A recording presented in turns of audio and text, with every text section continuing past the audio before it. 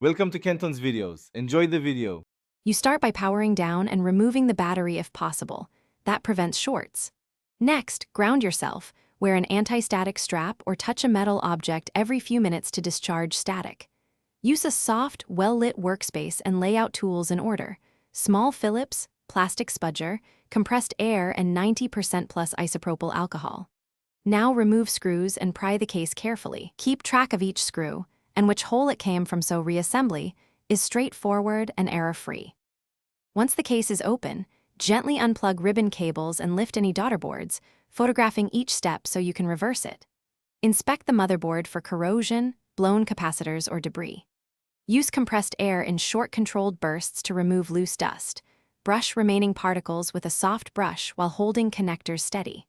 For oily or sticky residue, lightly moisten a lint-free swab with 90% plus isopropyl alcohol and dab. Do not pour. Take your time.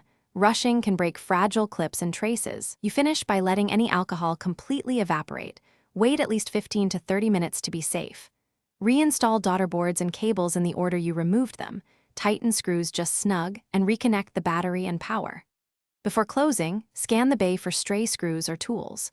Power on and watch for post. If it fails, immediately power off, reseat RAM and storage, then try again.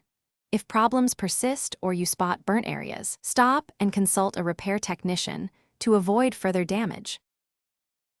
Thanks for watching. Consider subscribing if we helped you.